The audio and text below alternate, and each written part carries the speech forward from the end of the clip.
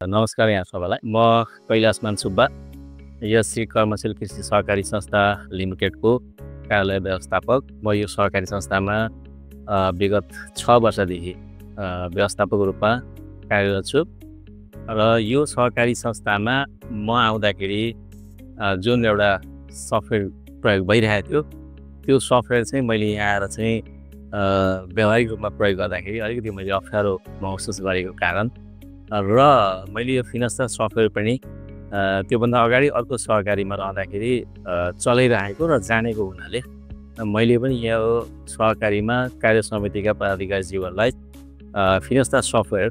प्रयोग गर्नको निम्ति उहाँलाई मैले सुझाव दिएँ र मेरो सुझाव अनुसार कार्य समितिले पनि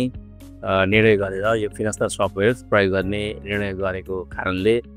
अहिले हामीले विगत 6 वर्षदेखि यो फिनस्टा सफ्टवेयर इन्स्टल गरेर हामीले यो सहकारीको सम्पूर्ण हिसाब किताबलाई त्यसमा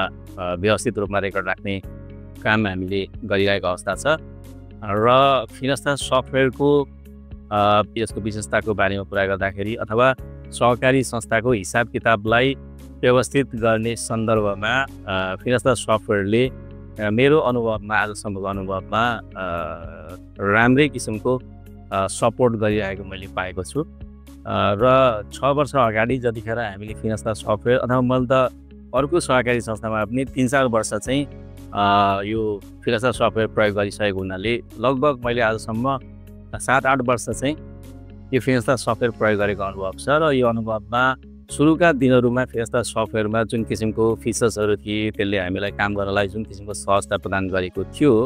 त्यसको तुलनामा आज आएर यो सहकारीले यो सफ्टवेयरले चाहिँ नि त्यो त्यतिखेरको तुलनामा अहिले धेरै राम्रोसँगले आफ्नो फिचरहरू डेभलप गर्नुभएको छ। डेभलपर सरले यसलाई चाहिँ अलिकति हामीले दिएका सुझावहरू काम गर्दै जाँदाखेरि त्यहाँ आउने अप्ठ्याराहरू हामीले जुन किसिमको उहाँलाई सुझाव दिन्छौँ त्यो अनुसार डेभलप गरेर अहिले अलिकति पहिलाको तुलनामा काम गर्न ज्यादै सहज छ र म अन्य सहकारी संस्थाका साथीहरूलाई, म्यानेजर साथीहरूलाई पनि